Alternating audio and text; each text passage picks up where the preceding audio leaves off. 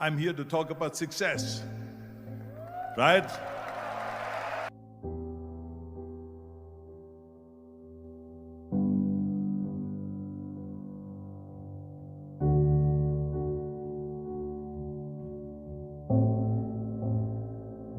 The first rule of success is to have a vision. You see, if you don't have a vision of where you go, and if you don't have a goal where you go, you drift around and you never end up anywhere. It's like you can have the best ship in the world, you can have the best airplane in the world. If the pilot or the captain doesn't know where to go, it would just drift around. It would not end up anywhere, or most likely in the wrong place. So I was very fortunate that I stumbled onto my vision. I mean, as you know, I was born in 1947 in Austria after the Second World War. And I didn't really like Austria when I grew up. I couldn't wait to get out of there. I couldn't see myself becoming a farmer or a worker in a factory or anything like that, even though my parents wanted me to stay there and have a normal life. My father wanted me to become a police officer like he was. My mother wanted me just to stay there and marry a girl with the name of Heidi, hopefully, and have a bunch of kids and run around like the Van Trapp family in The Sound of Music. But that was their vision, not mine. My vision was totally different. I felt that I was born for something special, for something unique, for something big. You know how great it felt that I knew where I was going? Imagine the majority of people don't know where they're going. When you have a goal, when you have a vision, everything becomes easy. Because remember that in America, for instance, when you study, you will see the percentage of people that like their jobs. 74% hate their job in America. Now, there's not much different when you come to Europe. The majority of people don't like what they're doing because they're really not doing it because they didn't have a goal and they followed this goal. They just aimlessly drift around, and then all of a sudden there's a job opening, so they get that job because you have to work. But then when you work, it's a chore. It's work. It's not fun. So if you think about, only a quarter of the people really enjoy what they're doing in life. That is unbelievable if you think about it. So I felt so blessed that I knew what I was doing. It's like a medical student that studies and knows he wants to become a doctor. You know where to go. So I knew where to go. So people always ask me, when they saw me in the gym in the pumping iron days, they say, why is it that you're working out so hard? 5 hours a day, 6 hours a day, and you have always a smile on your face. The others are working out just as hard as you do, and they look sour in the face. Why is that? And I told people all the time, I said, because to me, I'm shooting for a goal. In front of me is the Mr. Universe title.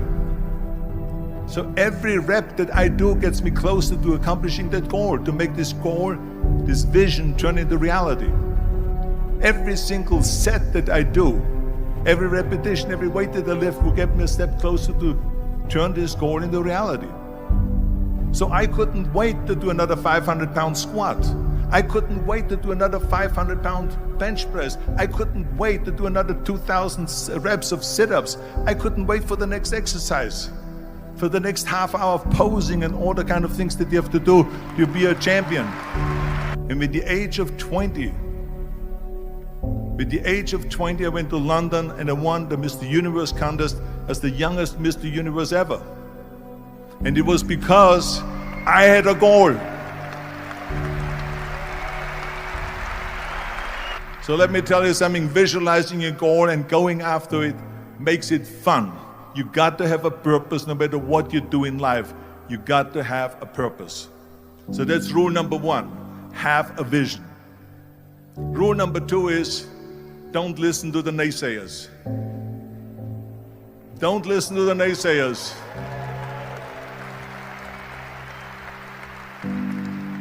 Everything I ever did, the thing that I heard out of people's mouth was, that's impossible.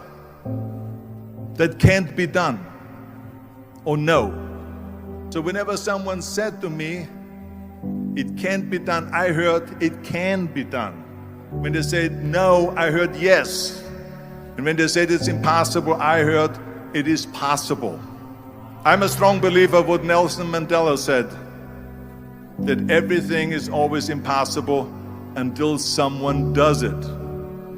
Well, I'm going to be the one, I said to myself, I'm going to do it and I'm going to show it to them. Maybe it has never been done before. That's perfectly fine with me. But I'm going to do it.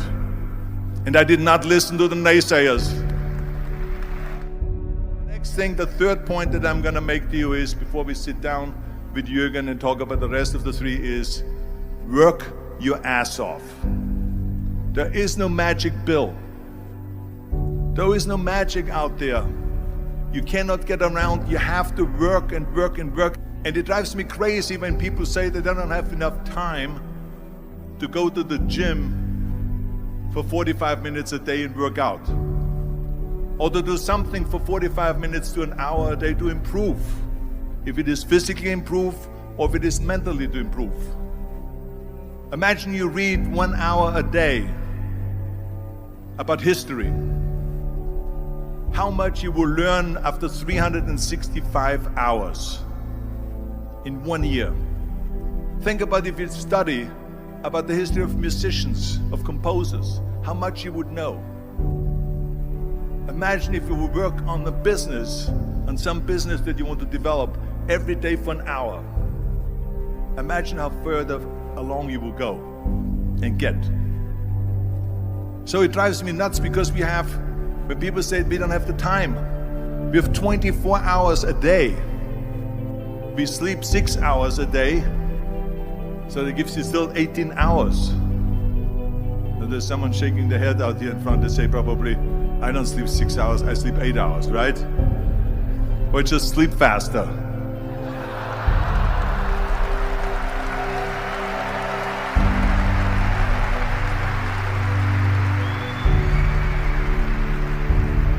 So we have 18 hours a day.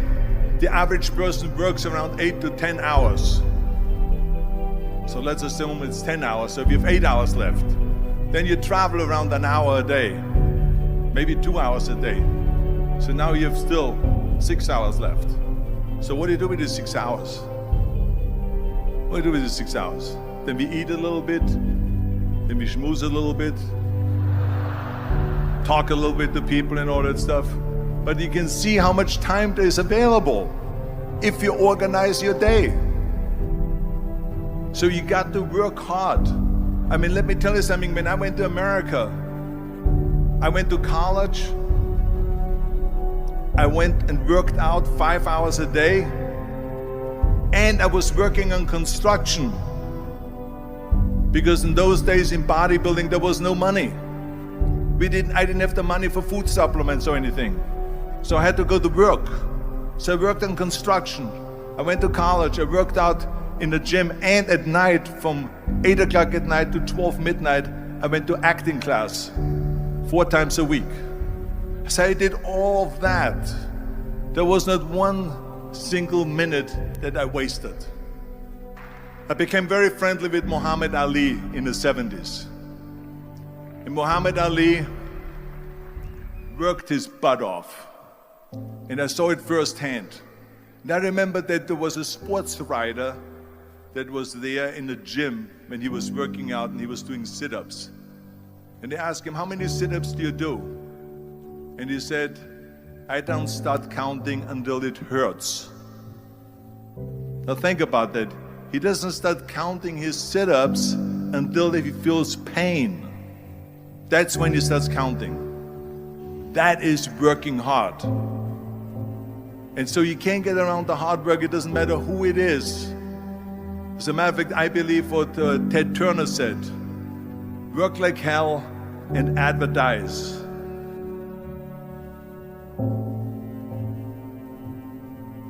You get it? Work like hell, go to bed, and early to rise. Work like hell and advertise. So you work your ass off, and then you let the world know about your work.